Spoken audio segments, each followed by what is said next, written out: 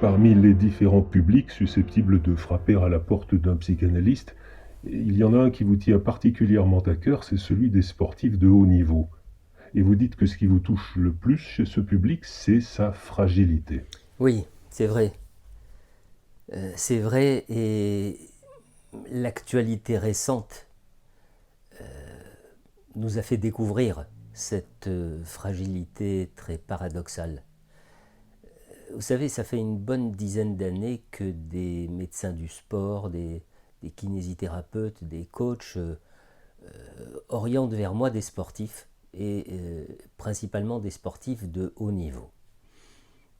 Quelle est la raison qui est généralement avancée lors de l'appel de ces orienteurs? La plupart du temps, c'est une stagnation des performances, une baisse de motivation, une perte de confiance à la suite d'une chute, d'un accident ou d'un mauvais match. Bref, c'est une raison qui tourne toujours autour de l'activité sportive elle-même. Et que se passe-t-il alors? Est-ce que les sportifs prennent ensuite rendez-vous?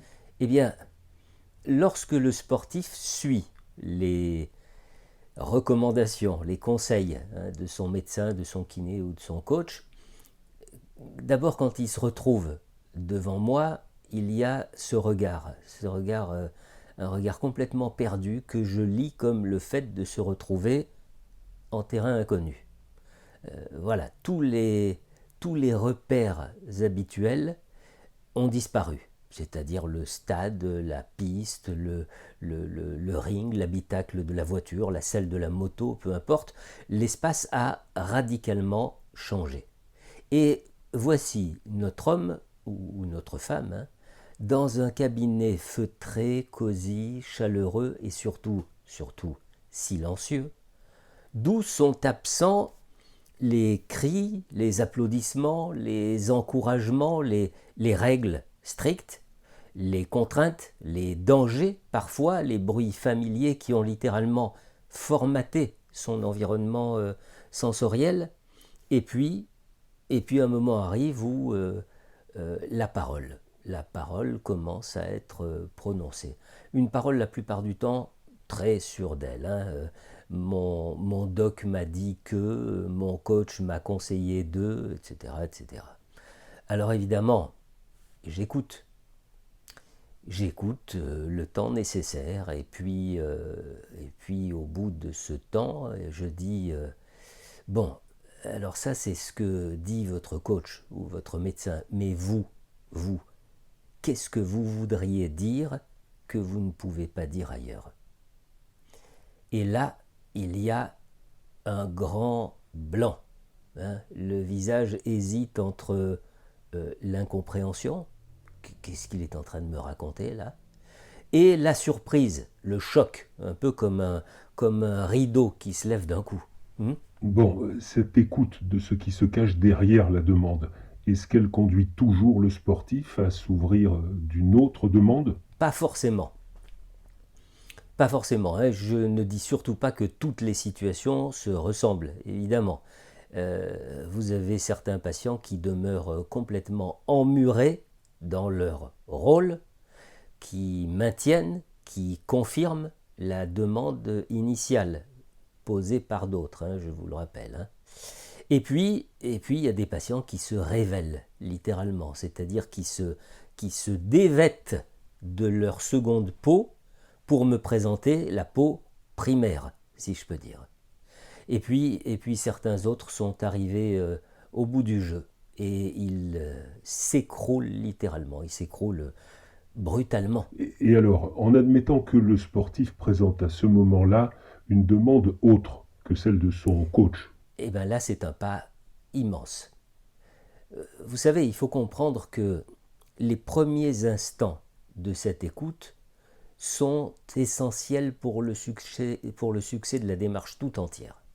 Parce que soit le praticien entend la demande au premier degré, et donc il confirme en quelque sorte, il ratifie la validité de cette demande et l'on rentre alors dans un cercle vicieux, une dépendance supplémentaire, un enfermement de plus. Bon.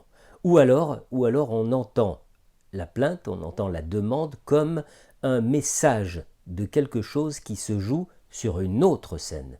Une scène qui n'a rien à voir avec la pratique sportive elle-même.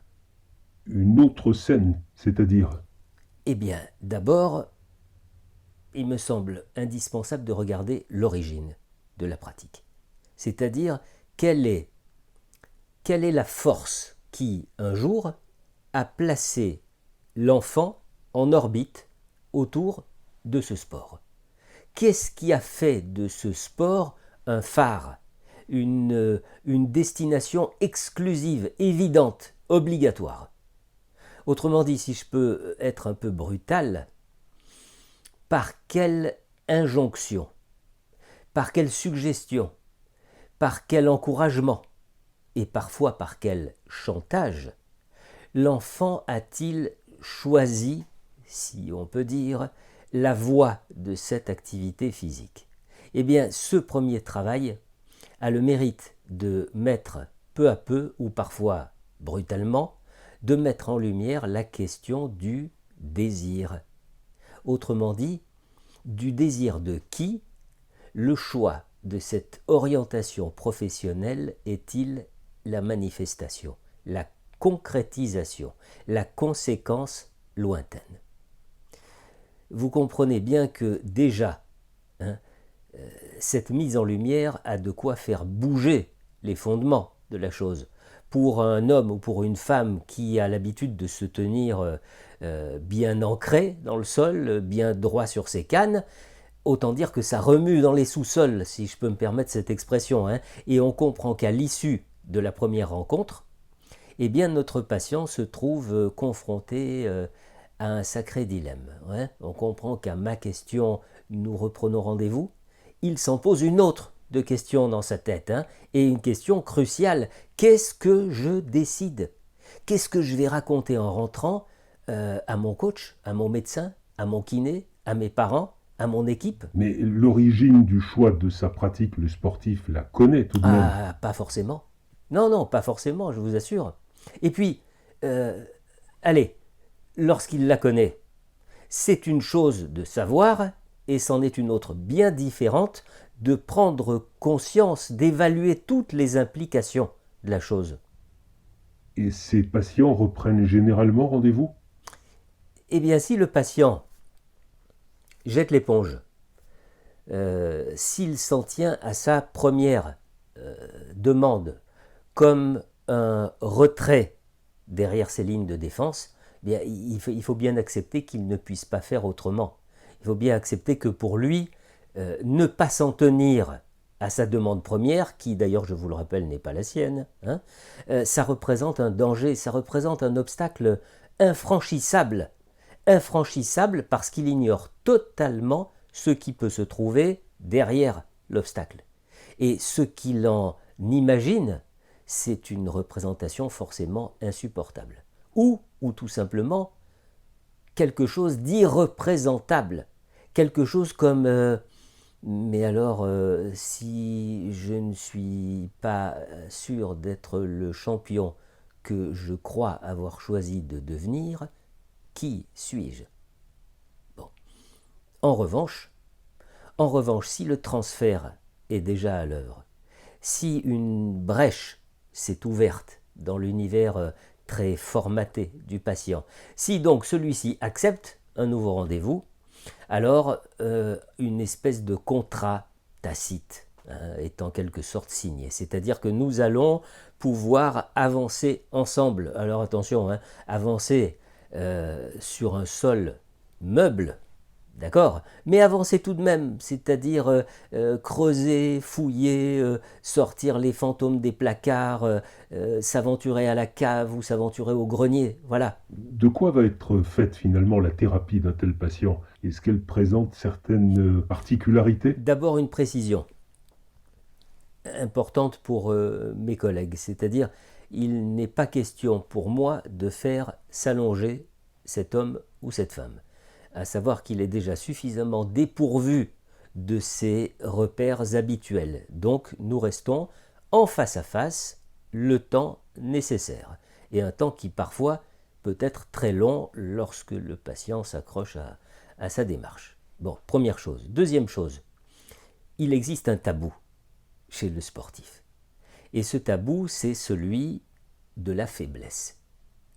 En revanche, s'il y a bien une certitude chez le sportif, c'est que la voie dans laquelle il s'est engagé est la conséquence d'un choix, de sa part, un choix passionnel, un choix dévorant, un désir de dépassement, d'atteindre les sommets, d'être le meilleur. Et donc ça signifie que tout ce qui peut évoquer la faille, le mal-être, tout ce qui peut évoquer la détresse, le besoin d'aide, tout ça est proscrit, bien évidemment, parce que ce sont pour lui des notions complètement hors réalité. S'il y a une chose qui doit être protégée, une seule, et quel qu'en soit le prix, c'est l'image.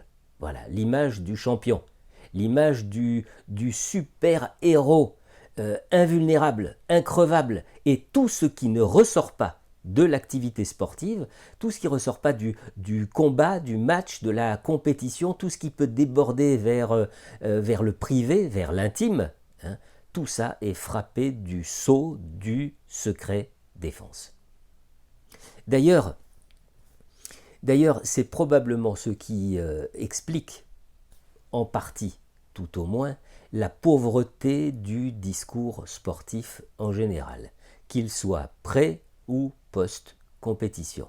On a l'impression d'entendre quelque chose de très convenu, quelque chose d'appris, de mâché et remâché, quelque chose de dicté, des phrases qui sont prononcées mais juste entre les rails de l'acceptable et surtout pas en dehors. Et donc, ce que vous êtes finalement en train de dire, c'est que cette image n'est qu'un mythe. Ben oui, évidemment, oui, c'est un mythe.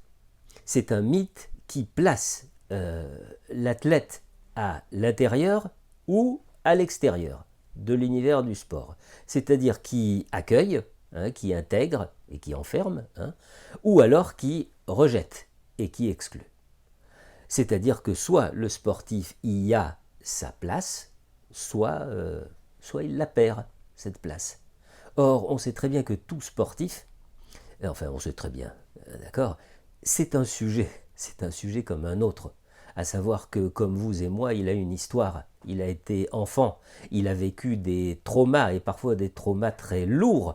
On ne peut pas vivre une vie entière avec des couches de vernis et du mastic pour boucher des failles ou pour se rendre imperméable, ni à ce qui agresse de l'extérieur, ni à ce qui remonte du plus intime et du plus ancien de soi. Et donc, dès lors qu'un athlète se sent fragile, dès que ça vibre anormalement en lui, il lui faut, je vous assure, énormément de courage pour aller consulter. D'ailleurs, qu'est-ce qui va se passer ?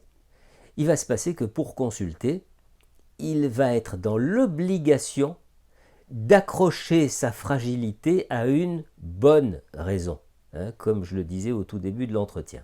Et une bonne raison, qu'est-ce que c'est ? C'est une raison acceptable par son environnement.